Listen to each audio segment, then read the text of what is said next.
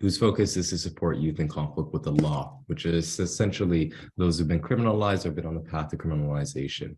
And we do that through three ways: supporting existing led community initiatives through grant making. We practice trust-based philanthropy. We mobilize change in the philanthropic community, and we also do a lot of public policy support behind the scenes. Thank you. Thank you so much. And Danielle, can we have you introduce yourself and your organization? Yeah, good morning, everyone. My name is Danielle Dowdy. I work with the Toronto Police Services Board as a senior advisor, but probably more importantly for this conversation, I'm a parent and community advocate, very much interested in helping communities and individuals access justice in a variety of spaces: law enforcement, education, politics, you name it. So thank you for having me. Absolutely. We appreciate you being here and sharing with us today. So we'll get started with our questions, and as Anthony's able to join, we'll definitely bring him into the conversation as well. My first question is in terms of law enforcement and the criminalization in the Black community. What sort of serious challenges and opportunities do you see will help to advance the racial justice and equity for this community? And we'll start with you, Giannis. Yeah, I think if you look across Canada, there's been a particular focus in the last few years in terms of engaging police services and Black communities around the acquisition and storage of weapons, which has been a significant focus on municipalities across Canada. However, for us, I think it's a significant distraction from the work that actually needs to happen. Our communities are not violent because of guns. Our communities are not violent because of one-off opportunities. Our communities are violent because we have inadequate access to housing, poor quality of living conditions, inadequate access to transportation, food security. The opportunities that exist over the next few years are hopefully increased leadership from the federal, provincial, municipal governments across Canada. If you look at the federal government level, they just introduced a new justice strategy. We'll see what the outcomes of that actually look like in terms of monetary value and public policy changes. I know the folks in the province are working on a few changes as well. Some concerning, as they tend to be with the province of Ontario, but I'm optimistic that, with the sector's leadership, we'll be able to mobilize some significant changes over the next few years. Appreciate that. That's great. Thank you. And Danielle, how do you feel on the same topic? So my work, I've been a law enforcement professional, not a police officer, but on the civilian side. My work is always focused around communities and how do we engage communities as law enforcement to better understand, where we can do better, what are the needs and the requirements for justice for, Black and other racialized communities. What I see as the opportunity, it's really on both sides. So as someone who serves as a bridge, oftentimes, I would like to see our community more engaged on a sustainable level. So, protests are very important because they always highlight issues, but then once a protest is done, like what's the work after that? How are we engaging around the table, with policymakers and decision makers and senior leadership, right? So it's key to making sure that the changes that have been, demanded, that folks are around the table to help shape those decisions. Because I'm an individual. I try my heart out in my professional capacity all the time in terms of pushing the system and pushing the various systems and leaders, but without that community backing, it's incredibly tough work. And I recognize that it's a lot of onus to put on the community, and people are tired, and I see it every day, in trying to engage and bring folks in, and people will tell you, like, I don't have the bandwidth, I'm fighting on so many, sometimes people are just fighting for themselves and like for their own survival, but a lot of people who are engaged in different areas, they're also just really tired because they're doing all of the system work and there aren't enough hands to go around, and there's not enough collective energy to go around. So I mean, as they say, like, justice is never, like, it's never given. Like, communities have to take it, and we all have to work together and take it, and that does require work on both ends. Appreciate you. Thank you so much for your response. And I believe we have Anthony Morgan with us now. If you want to go ahead and unmute yourself and introduce yourself and your organization. Sure. Hi, folks. My name is Anthony Morgan. I work at the City of Toronto as a senior strategic advisor, intersectional social justice. That's a fairly new role. Before that, I was the manager of the Confronting Anti-Black Racism Unit. I'm also a co-founder of the Sentencing and Parole Project.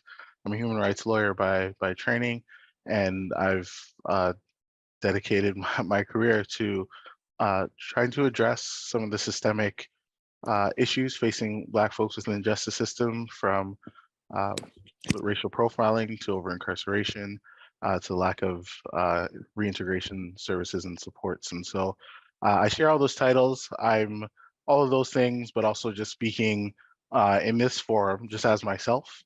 So definitely not representing the city in this conversation. And I can speak to the Sentencing and Parole Project, but it's more just taking this opportunity to draw from my experiences, my insights, and the things that I've learned in the course of this journey.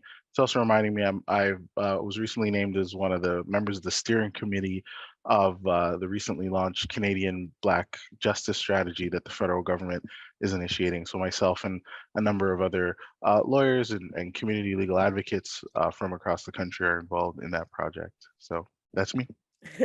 Thank you so much for giving the introduction, and we do definitely appreciate everything you can add to the conversation, so much so that we're going to go back to the original question that we had, because we would love to get your perspective on that as well. So in case you weren't here, my first question for you, Anthony, is in terms of law enforcement and criminalization in the Black community, what are some of the serious challenges and opportunities that you see to advance racial justice and equity? Some of the challenges, I think, the pervasiveness of the stereotype that continues to persist of Black violence and Black criminality, so that we have school systems that are not aggressively working to change the narrative, that we have media that's not working aggressively to change the narrative, that we don't have politicians, business leaders, and collective society actively engaging in an ongoing basis to fundamentally change the narrative around what it means to be a Black person, especially a Black young person, and not exclusively, but especially a young Black male. I think that's one of the persistent challenges because of the persistent prejudice, stereotypes, biases, and ideas and attitudes around Black people, their associations with violence. Again, there's all these pernicious negative things, and it infects the way folks think and what they think we deserve, and what we are entitled to. I think in terms of the opportunities, conversations like this are a tremendous opportunity. There's a collective, I think, awakening that is happening within our communities, where we are finding spaces like this one to engage in conversation and continue to push forward and continue to trouble those narratives in different ways, large and small, from getting involved with our children's school parents council, to writing op-eds, to being a part of different organizations. There are different kind of social mobilizations that are happening, and I think that's what, once that is deepened and there's a more of a groundswell, and we create sort of that critical mass of Black folks actively engaging to resist those narratives. I think with that happening, that's when we'll really see a fundamental shift in how the criminal justice system responds to us. I appreciate that. Thank you so much. And Danielle, how do you feel on the same topic? On the social justice and ways that we can move it forward, or for you in your lived experience in the justice sector, what do you think are some of the best practices that are essential? Sorry. On my experience with the Peel District School Board. So I'm a very active parent in my kids' school, in their education, in nieces and nephews and what have you, but also just there's a parent advisory group called We Rise Together, and it's specifically looking at Black student success. We as parents, a group of us, came together a few years ago and have been pushing and mobilizing the board to do better for Black students. Like, stats continually show that, you know, our students are higher suspension rates, you know, higher push out rates, you know, streamed, well, they're addressing streaming now, but, you know, streamed into applied programs, and all of these kind of factors that tie together, that undermine a solid education for them, and the education that they're actually entitled to by right. And so, you know, we did so much organizing at every level. So like within the schools, at the school board, with the school administrators, and then we took that fight to the Ministry of Education. Many of you have probably heard that Peel District School Board was put under ministry review. So what happened was that, you know, we got, we pushed for the government to actually step in and do a review specifically into anti-Black racism within the education space. And the report that they came back with was horrific. As horrific as we would all imagine, because we've seen all of the reports before. And you know, they gave the board a very tight timeline to kind of start to address the issues and put pieces in place to address, and they didn't. And the fall, and so we kept pressuring the government. So we didn't take our foot off the gas, which is what happens sometimes, completely understandably, because the work is exhausting, right? And so, you know, we kept up that pressure to say, you've done this review, but it's just a report. It hasn't gone anywhere. And the minister, I know Minister Lecce has, you know, a lot of detractors and what have you, but on this file, I will say that he did deliver. And so what you had is they sent in another person to do a follow-up review, Arlene Huggins, and when it was seen that the report wasn't being taken seriously, they put the board and the trustees under suspension. So what that means is that all of their powers were stripped away, and the ministry took over the administration of the school board in order to be able to enact the elements that are within the review. So this is a board being put under suspension for anti-Black racism has never happened in this country. Boards under suspension usually happen because there's some criminal activity, there's fraud, there's all kinds of you know, actual legal what have you. But in this case, it was anti-Black racism was seen as, and as it should always be seen as, so insidious that the fact that the board did not take it seriously and the impacts on the students, and decided to suspend the board, and then with that suspension fired the director of education. All of this was completely unprecedented and unheard of. And that was really through parents, you know, advocating and mobilizing. And this is why I say, you know, I often say that policing and education are kind of, you know, twin sisters in the same family. And so I knew how to properly kind of engage within the system because it's work that I do, you know, in my day job. But I mean, it translates right across, whether it's healthcare, whether it's education. Like there are a lot of these colonial structures that we know are rooted in anti-Blackness that we have to, it's easy to figure out how to, you know, where the barriers are, where the resistance is, and then how to develop a strategy. And so for me, best practice, again, is always around when communities mobilize and stay mobilized, because it is hard to keep your foot on the gas. I will say, and I don't want to take up too much time, but you know, in all of the fight, we did lose a parent. We had a parent who, you know, dropped dead from a brain hemorrhage, like an aneurysm, while in the middle of sending a letter to the school board. You know, the work is painful. It's a lot. It takes a lot. We know that racism is like corrosive on our health. It's not something that we take lightly, and we actually lost a parent within the fight. That's Kola Iliomade, for those of you who knew him. And so it's I recognize when people say that they're tired. I do appreciate what that means, because I do know that it actually could be deadly. But then how do we, you know, bring in more people so that many hands do make light work in fighting for social justice? Thank you so much for sharing. Really appreciate, obviously, the tiring work that you do and your team is doing, and also that you saw that it was being finally taken somewhat seriously, and it was seen as the criminalization that it is. So we really appreciate your thought-provoking thoughts there. We want to hear from you, Giannis, if you'd like to add to the same based on the same question. What best practices do you feel are essential for racial equity in Canada? I think it's 2023. You know, since the year of the gun, we've been putting out best practices, good ideas, good recommendations, and yet we haven't made significant changes. I think you will not solve.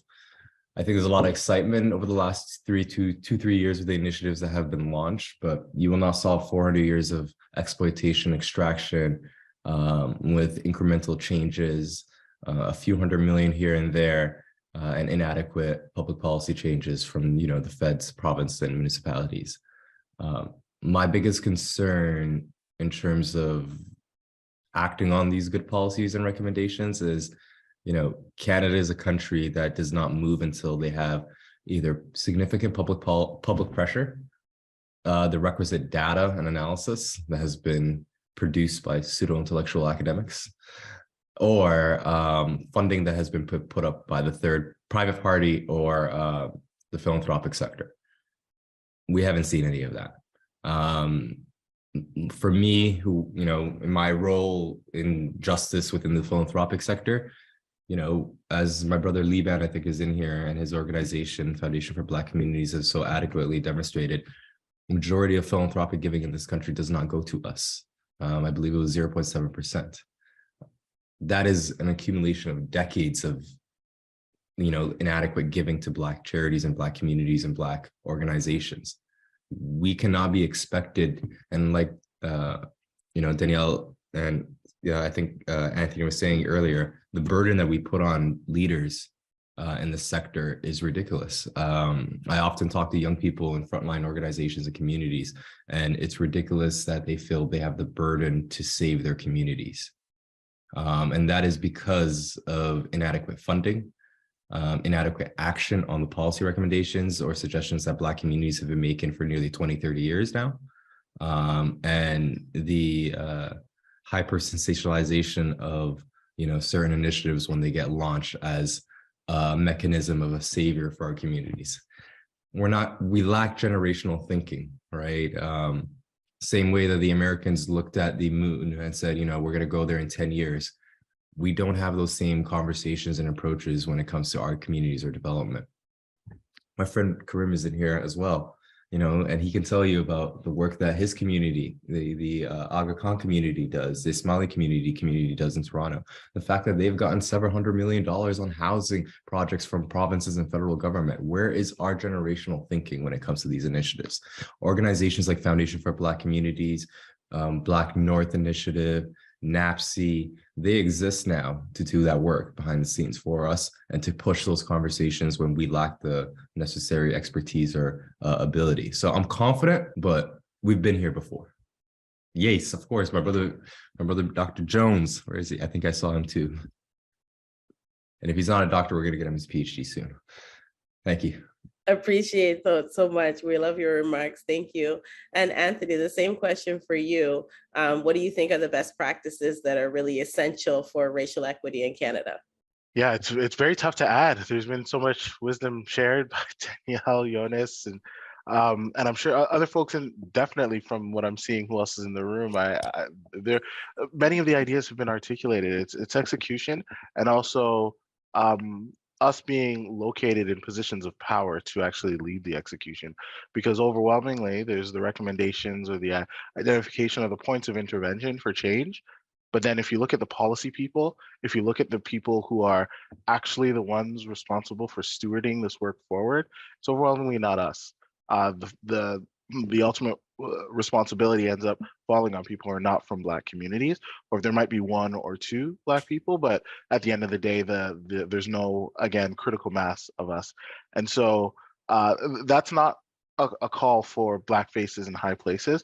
It's more of a call for us to be strategic and not for us to trust other folks to execute on the interests of Black people. We have to find ourselves in these spaces, wherever that is, within, again, education, employment, housing, healthcare, policing and justice. We have to make sure that we are strategically moving as a community and calling for and insisting that our folks are the ones leading files at the level of public policy. And I think I'm just offering this as not the ultimate solve, but to add on to all the great wisdom that's already been shared. So this is saying ditto for everything else everybody else has said, and then perhaps also just making sure that we are the ones who are carrying the work forward and not in a kind of precarious, you have a 2-year contract to solve Black issue, you have a 3-year contract, 4 or 5-year, no, generational, as has been articulated, so that we actually have a shot at undoing these centuries old legacies of anti-Black racism that are embedded in our systems. Thank you so much for that. And I appreciate your response as an extension to everything else that was already said. And building on what we've already discussed, as it relates to structural racism, anti-Black racism, and systemic discrimination in Canada, what best practices, tools, or framework models do you feel are genuinely advancing Black-led not-for-profits and charities that are, in the justice and ecosystem here in Canada? This question is for you, Giannis. Absolutely. For us, we're big proponents of trust-based philanthropy, which means in the granting scheme, it means, multi-year agreements, reduce barriers on the application process, reporting process, and then going beyond the check for your grantees. So as a grant-making organization, we do all of that. I often don't ask our organizations that we partner with to submit applications. It's more of a conversation. I put the onus on the due diligence on us as a funder. And these are the same practices that the Canadian philanthropic community can take to strengthen Black charities and Black-led organizations. The problem is when you put ridiculous burdens on those organizations and limit their ability to actually serve their communities by forcing them to go from project to project instead of making mission-based investments, you're setting up those organizations and those communities for failure, and you're only playing to your own vanity, is what we tell philanthropy. But at the same time, you need to make those necessary public policy changes at the government level, because institutions and philanthropy institutions, whether it's a philanthropy, economic development, political engagement for Black communities, come and go. Leaderships come and go. Practices that are set in legislative change stay. And we've been trying to engage the federal government to pressure the Canadian philanthropic community that has over $120 billion of assets to do a better job. That means ensuring that foundations whose endowments have billions of dollars in assets use those assets to invest in our communities, whether it's Black affordable housing, cooperative daycares across our communities, grocery stores that are Indigenous and Black-led. Philanthropy has a mechanism to do it, but they do not based off of ability, it's a lack of courage. So for a lot of the stuff that we try to do, we try to engage government, the philanthropic community and corporate sector to put in those best practices built around trust and equity for the community organizations that are doing this frontline work across Toronto. Thank you for that. Really appreciate your response. There's people giving you your roses in the chat box as well. So everyone should take time to read the comments there. Anthony, you spoke a little bit about intergenerational collaboration. What do you feel like that looks like or should look like? Yeah, I think there's room for us to enhance. I know there's important work that's already being done to ensure that we have deeper conversations with our elders. But I think we could strengthen that work to understand some of the ways in which these systems have truly undermined the ability of Black communities to gain a foothold within the society. While many of us, the folks who I'm gathering quickly from our cohort, we've been able to access education and opportunities in ways in which our parents or grandparents couldn't even fathom within the society, but there's still a tremendous amount of wisdom and understanding that they have about navigating this space that I think we should be tapping into and be building sort of intergenerational and an immediate way of moving forward. So young people engaging with the elders and having elder circles, and all of us having elders that we can rely on for wisdom to go to help check us and keep us grounded and give us perspective, and also help us to see that, hey, in 1970 and then in 1990 and then in 1995, this very same thing happened, and here's where it went. We don't have a lot of that wisdom. We don't have enough of it. Some of us do, some of us don't. It's not collectively held. And so that's what I'm talking about there. But also beyond just how we build things, we should be thinking about creating whole institutions of education, institutions of healthcare, institutions of research and policy making and justice making. And there's so many ways in which there's no strong community that you can look to that does not have its own institutions, whether that be spaces of faith, spaces of community gathering that are owned and controlled by Black people. And so those are the kinds of generational shifts that we need. And I think the framework that we should be using, and I think many of us are, but we don't always call it that, is reparative justice. When we talk about reparative justice, the way I invoke it is thinking about the fact that we are looking actively at legacies of 400 years of enslavement of Black people, followed by segregation and outright anti-Black racist exclusion from opportunities. And so, for us to be able to engage in a fair and equitable way, we have to move forward with a reparative justice framework. So this is not just about addressing the things that are happening now, but it's about accounting for those hundreds of years of being withheld from opportunities, resources denied us and our children and our families to be able to build the institutions that other communities simply take for granted. Wow, really appreciate that response. Thank you so much for sharing. Danielle, what does intergenerational collaboration look like to you? I love this question. I had the honor of working with Dudley Laws when he was still with us. You know, some of the work that I did as a 20-something-year-old with the Coalition of African Canadian Organizations, which was kind of a multi-group, multi-organization lobbying group, and just being able to, I mean, I think the issue kind of with young people or people who are new to the space is that everything feels so brand new. And so we have these great ideas of like, we're going to do this and we're going to, you know, go this way and that way. And it was so beneficial to have Dudley in the room to say, yeah, we did that, that didn't work, and here's why, or we've already tried that, here's where it broke down. And being able to think through and learn from him as an elder and other elders that were in that space. I, as a young person, there was probably 2 or 3 other young people in there. That room, like there should have been more of us to be able to learn from that wisdom. And so you see, you know, the same kind of initiatives and the same kind of reaction and resistance to these initiatives because we're not spending the time to really build and learn in the ways that we should. And you know, the interesting part in all of this is, well, it's probably not interesting, but like, you know, white supremacy, like it's an unoriginal playbook, right? So we've seen the tactics, we've seen how our communities can be, you know, thwarted with sometimes very minimal effort, and we should be able to forecast some of these things. And a lot of times that we do, but we just don't have, again, that collective to be able to push back. So like intergenerational collaboration is key.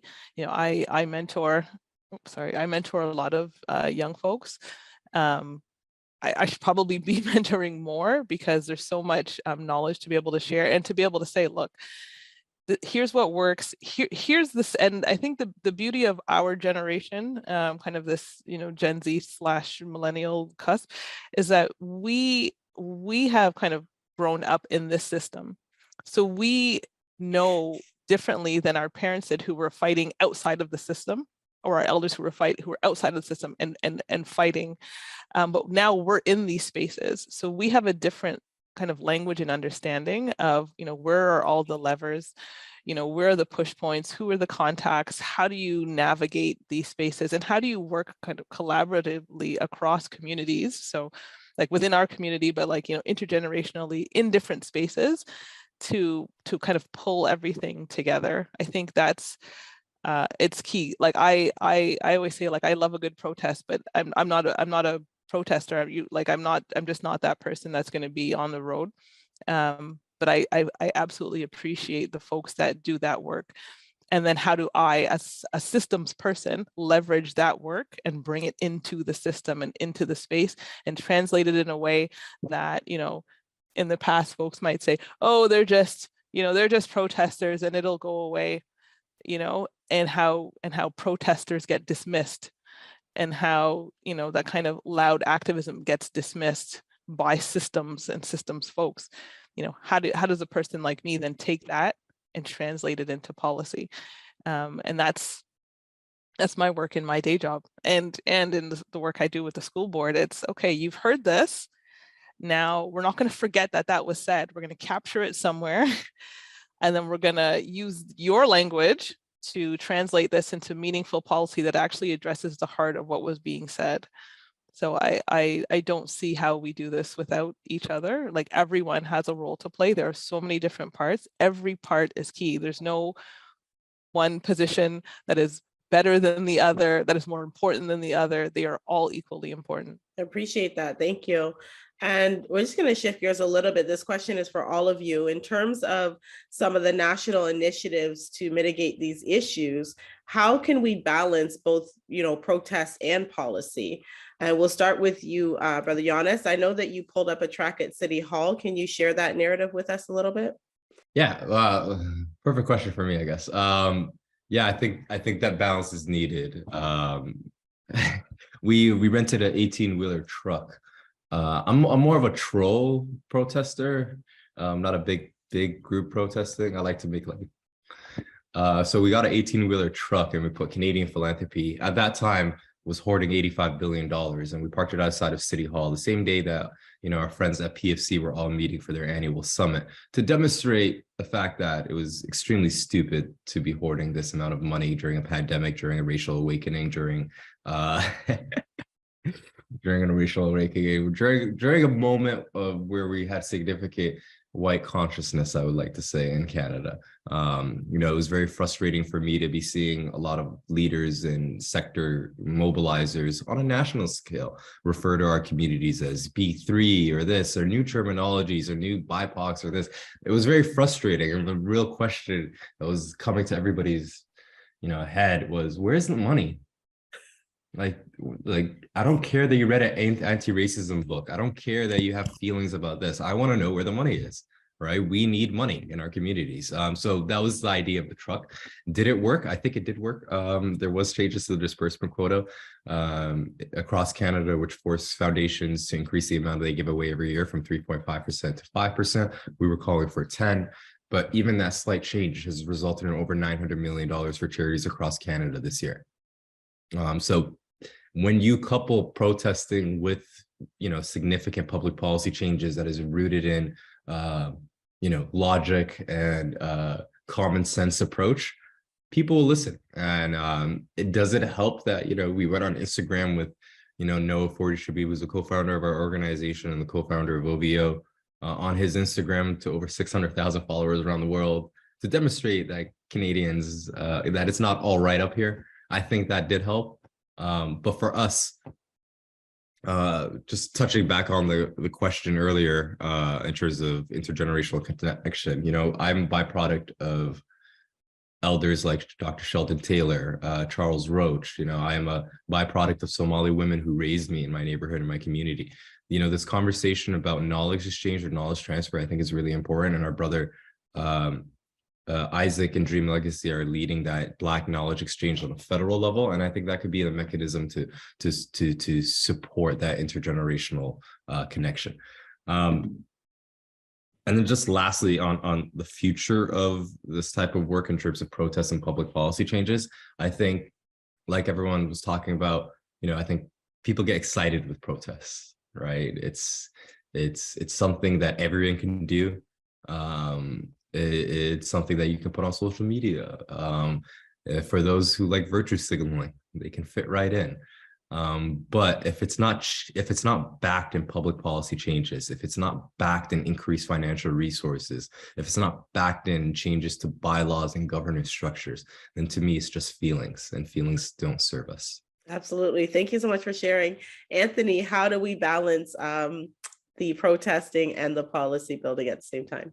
Yeah, I just think it's absolutely necessary. I think about the work that we're able to do in the city of Toronto with the Confronting Anti-Black Racism unit, and that comes very directly, clearly out of the protests of Black Lives Matter Toronto, occupying the space in front of Toronto Police Headquarters for 2 weeks. That turned into a moment that folks who are already on the inside, who's my current executive director, Denise Andrea Campbell, saw that this was an opportunity to fundamentally advance structures, policies, initiatives for the betterment of Black people. And so that moment was taken. So they have to be seen as a continuum.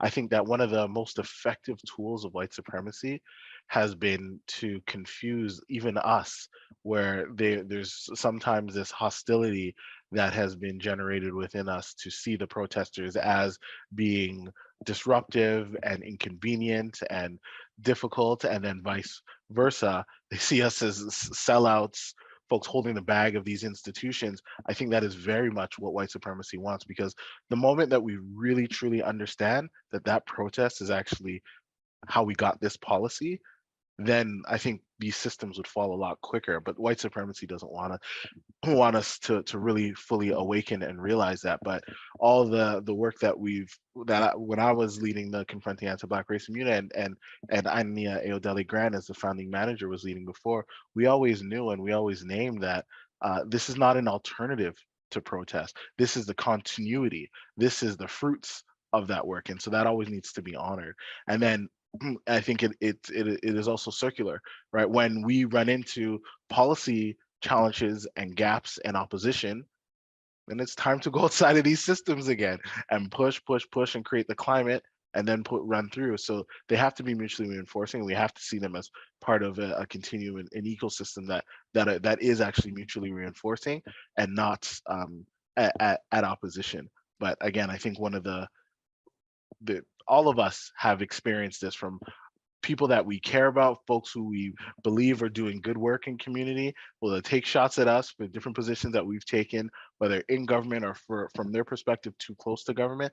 And admittedly, we've also, if we're really being honest with ourselves, there are times where, yeah, there have been protests or approaches and things that have been said or done. We're like, oh, I don't know what they're doing. This is confusing. Now, I don't think we should not exercise a level of critical understanding, and we can still have disagreements about things, but ultimately I think there's a way of handling those disagreements that are not for public consumption, right? There are ways that we can resolve and say, okay, I don't know if I fully understood this position, but here's what we can still build from this, right? From the protest to the policymaker, and the policymaker, or the policy folks who are, I guess, more positioned within policy and structures and institutions, to have that continuous conversation. I think we truly outflank these systems of white supremacy when we build those relationships in ways that aren't obvious and are not for again, not for the consumption of others, folks outside of our community, so that we know what's happening. And while these other folks are not, they think that we're in opposition, but we're actually moving within the same direction. Wow, thank you so much. And Danielle, how do you feel that we can balance protest and policy? Sarah is muted there. I mean, Anthony stated it so perfectly. It's not, to me, it's as I was saying before, it's all the work is important. So it's not really a balance. It's, like Anthony said, it's a continuation of the work. But it's key, because, what tends to happen in system spaces is that, it's easy to dismiss one person, as being a troublemaker or a loudmouth or kind of on the fringe. And, you'll hear folks say that, well, you feel that way, but I haven't heard that from the community.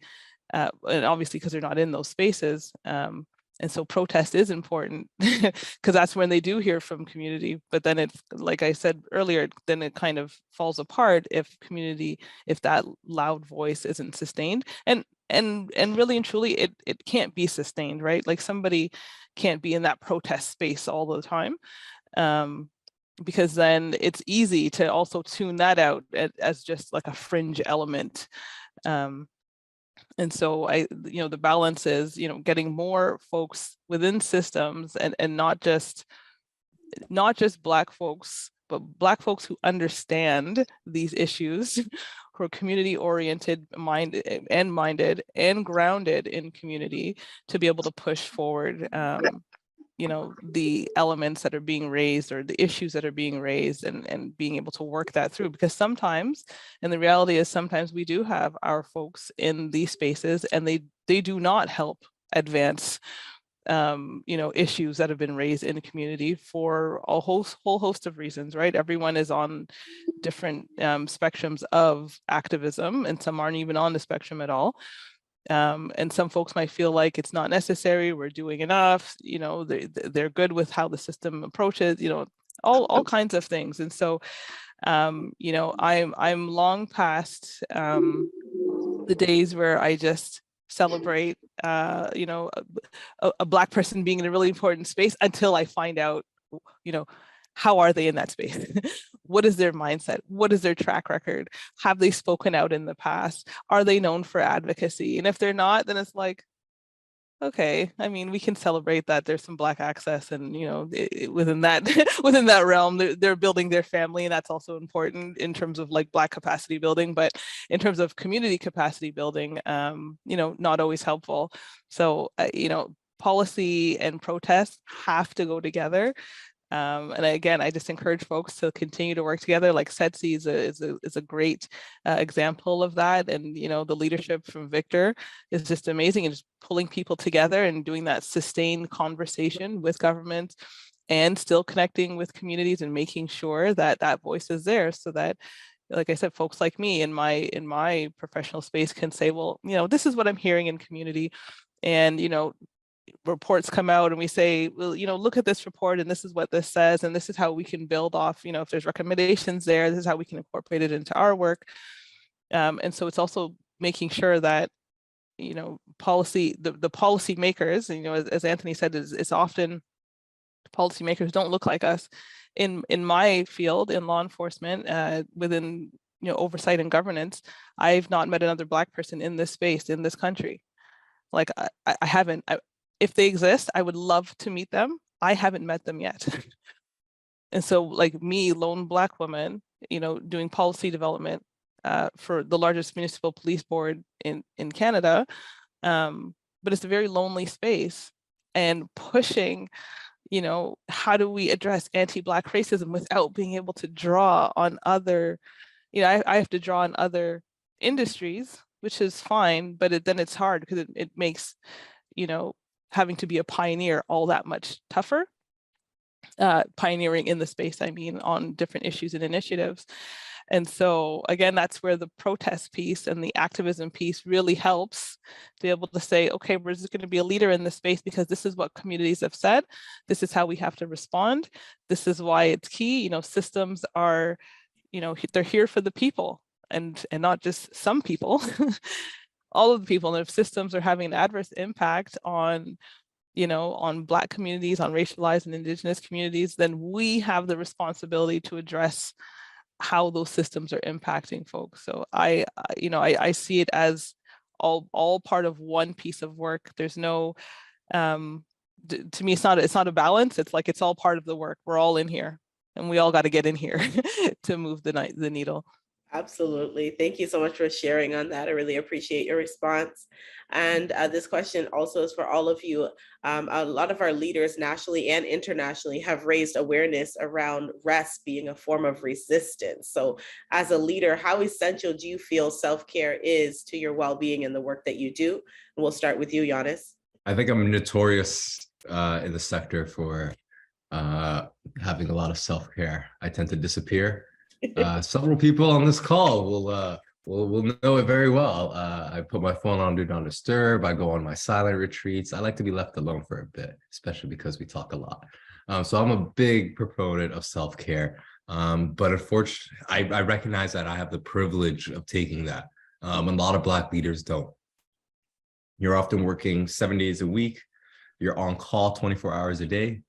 And because of the way that our communities have been built, you're always jumping from crisis to crisis to crisis. I think it's extremely important for whether it's government or corporate sector, or even more importantly, philanthropy, which is solely exists to take risk and transform societies, to put in mechanisms for extended leaves, sabbaticals, leadership retreats, professional development for our community. Because what happens to Black leaders when they burn out, they leave the sector, and that them leaving the sector results in a significant gap of knowledge, expertise, and also drive to get the work done.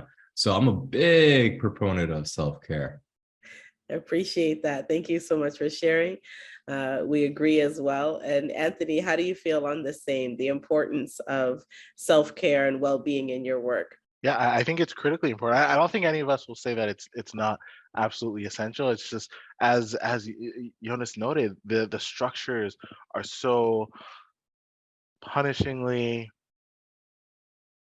I don't know, resistant to us finding time and space to be able to truly get it. But I think we should still find ways, all of us, to be able to take care of ourselves and take care of our families and get that rest, get that respite, so that we can be fresh, so that we can think clearly, and that so we can ensure that we are truly drawing uh, from cups that are full, or just not totally drained. But a lot of us, I know, are gassed and are having trouble keeping up with multiple things. I know I'm notorious for the same. Many people send me emails like, "Oh, you didn't respond to, or you didn't do this," like trying to keep up with everything. You try to go, and then eventually, in different ways, we flatline, we burn out, or just ghost certain initiatives or opportunities. But it shouldn't be this unsustainable. So I think there are ways, if we were to have more, I think, collective support, and really understand and appreciate that there should be folks who are doing the work, and then like build in, as was mentioned, sabbaticals, rest, knowing that someone's going to retreat. The idea is that other folks need to come forward. They do the work. They hold the space for a while. They retreat. They rejuvenate. If you look at any systems that grow and thrive, and even perhaps it's a jarring example, but that's how frontline wars are fought. You have folks who are on the front line, or even policing initiatives. You see how Ottawa was cleared. You had folks who were at the front for a while. They held this pace, and then they knew there was going to be a retreat, and a whole bunch of other folks stand there.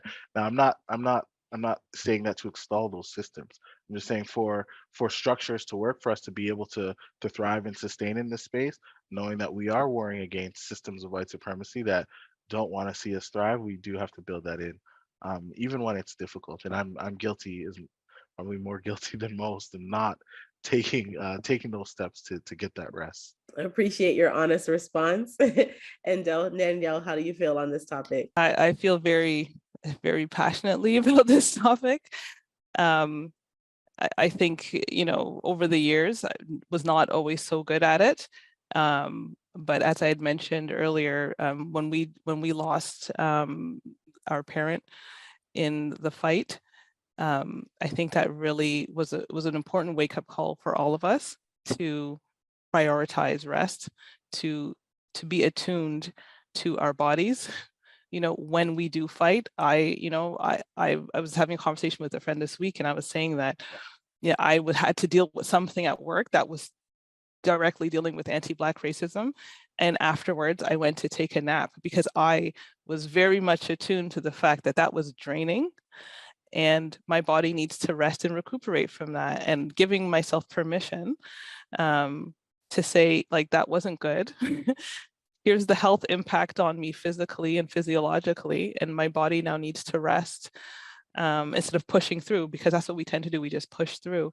So, I've got a girlfriend, and she calls it radical self-care. So it's not even just self-care, radical self-care is what we're into, because it has to be so deliberate, so intentional, and so you have to make the time and the space. And so I will say, in the last year, I have been very much focused on being in that space where I can recognize where I need to rest, and giving myself permission to take that rest, and not just permission within myself, but even within my workspace. So, Black Mental Health Week started off as Black Mental Health Day. As soon as it started, I was like, I'm in. I send an email to my whole team to say, I'm taking the day off, and it's not just a day off, it's a day off for Black Mental Health Day. And I'm taking it because this work is actually exhausting me, and I need a minute to sit down, reflect on everything that I've been through in this space. And I need you guys to understand that I'm taking this time off specifically to reflect on the levels of anti-Blackness in this space and what it does to me. This week, this year it's a week long, so I don't have the week, but I did take the Thursday and the Friday, and the Thursday and the Friday are going to be spent at the spa, connecting with friends. You know, I know the saying is it takes a village to raise a child. I always just say it takes a village, period.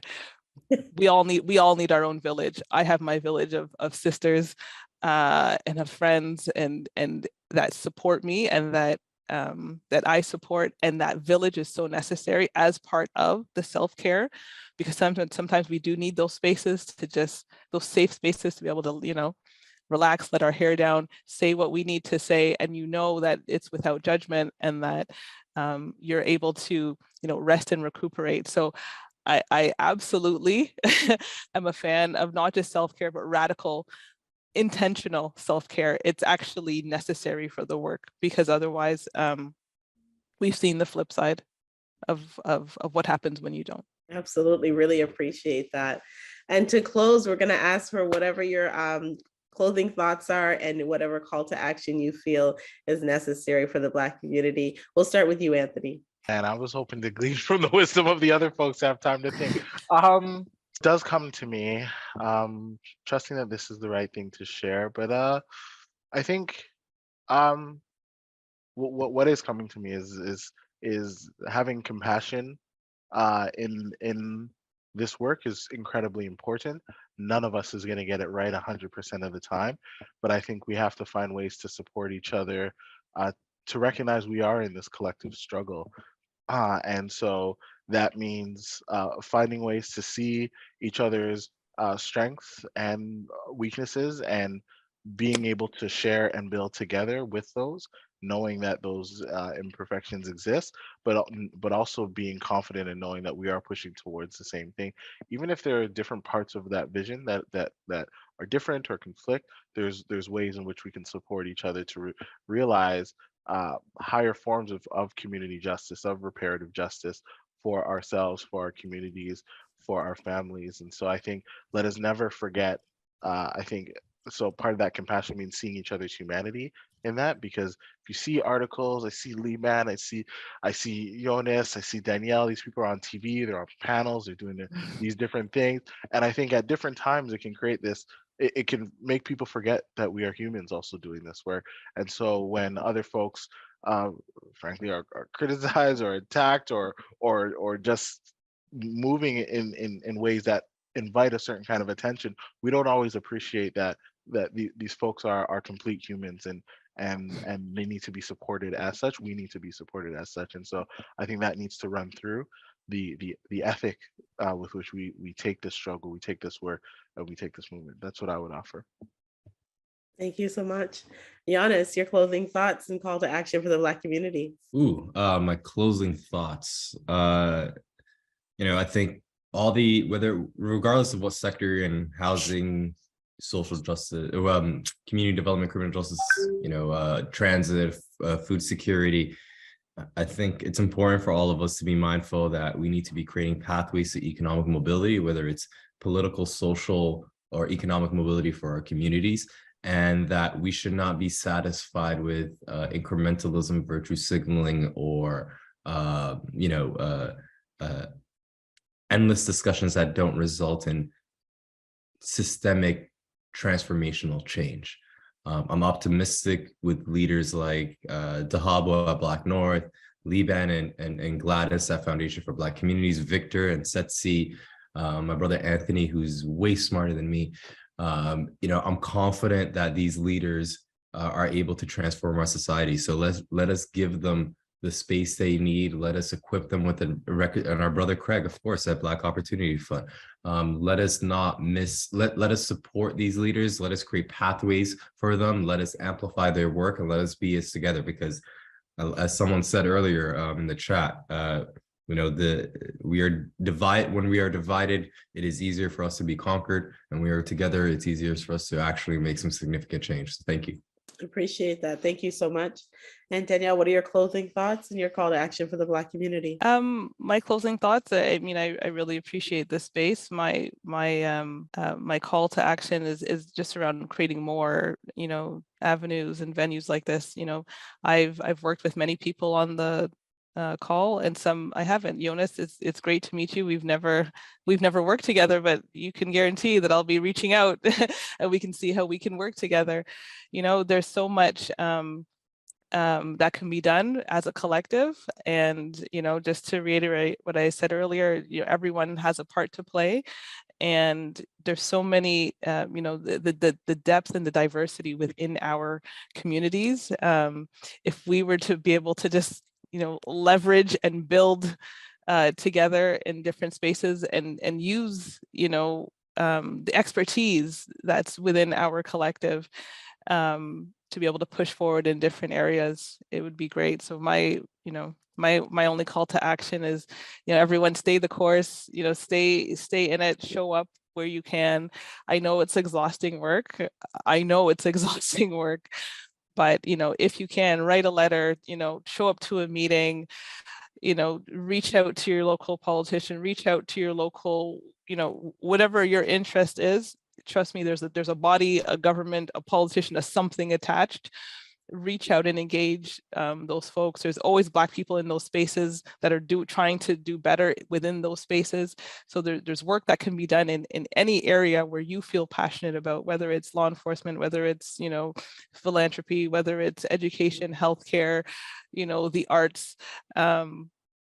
Like the work has to be done everywhere, so everyone can play a part. Absolutely. Very well said. Thank you so much for sharing. I want to take the time to thank our panelists for being here. This was really valuable for the entire hour from beginning to end. So we want to thank you for your time, and we want to thank you for the work that you do and your diligence and everything.